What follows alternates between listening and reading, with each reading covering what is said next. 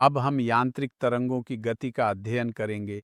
सबसे पहले अनुप्रस्थ तरंगें, जिन्हें मुख्य रूप से ठोसों में ही अध्ययन किया जाता है। हालांकि द्रव की सतह भी महत्वपूर्ण है, लेकिन वहां हम इन्हें तरंगों के रूप में देखते हैं और वहां एक अलग प्रकार का सूत्र होता है जो बहुत कम उपयोग में आता है।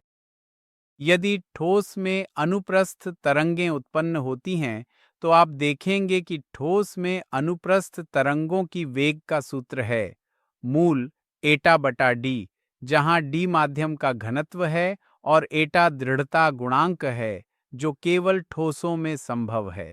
यह अनुप्रस्थ तरंगों का वेग है। इन सभी तीनों को अनुदैर्ध्य तरंगों के वेग के लिए दिया गया है।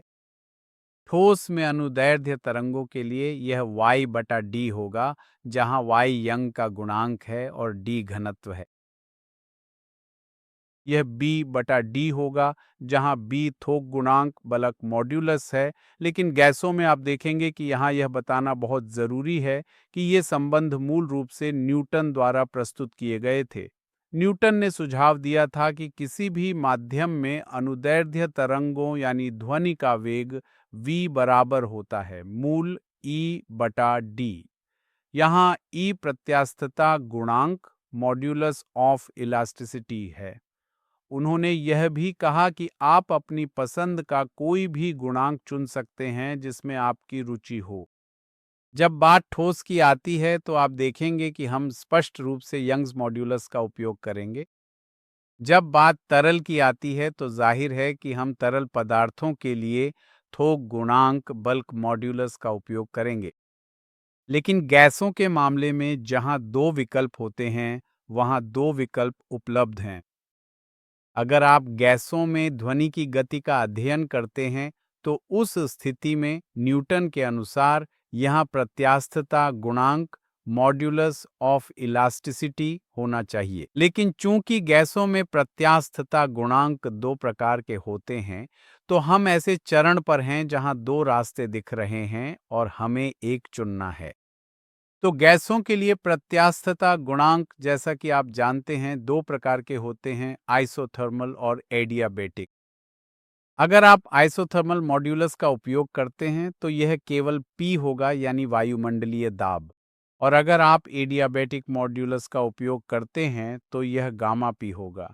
इसका मतलब है कि सबसे पहले आपको यह तय करना होगा कि जब ध्वनि गैसों में यात्रा करती है तो वह किस प्रकार की प्रक्रिया होगी, आइसोथर्मल या एडियाबेटिक, यह तय करना जरूरी है।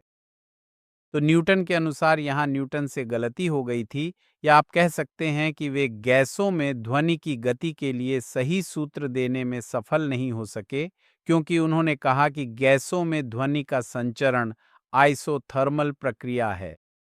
इसी वजह से उन्होंने इस संबंध का उपयोग किया। वह सटीक नहीं था। परिणाम गलत पाए गए।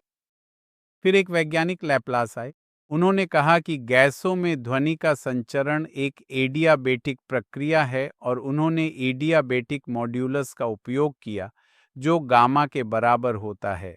तो उन्होंने इस प्रेशर को गामा पी से बदल दिया और इस तरह उन्हें गैसों में ध्वनि की गति के लिए बिल्कुल सटीक संबंध प्राप्त हुआ। असल में हुआ क्या? हमें सटीक सूत्र मिल गया। तो क्या हम अभी ये कह सकते हैं कि न्यूटन का गैसों के लिए सूत्र गलत था? नहीं, बिल्कुल भी नहीं। न्यूटन ने मूल रूप से कहा था कि हम न्यूमरेटर में इलास्टिसिटी का मॉड्यूलस और डिनोमिनेटर में घनत्व का उपयोग करेंगे। अब भी हम न्यूमरेटर में इलास्टिसिटी का मॉड्यूलस और डिनोमिनेटर में घनत्व का ही उपयोग कर रहे हैं। बस फर्क इतना है कि आइसोथर्मल की जगह हम एडियाबेटिक मॉड्यूलस का उपयोग कर रहे हैं। तो मुझे लगता है कि मैंने समझा दिया है। अब ध्वनि की गति पीडी को काइनेटिक थ्योरी के आधार पर गैमा आरटीएम से बदला जा सकता है। तो वही सूत्र है। ध्वनि की गति के लिए सूत्र हो जाता है रूट गामा आर टी बटे एम, जबकि आप देख सकते हैं कि आर एम एस वेग के लिए यह 3 आर टी बटे एम है।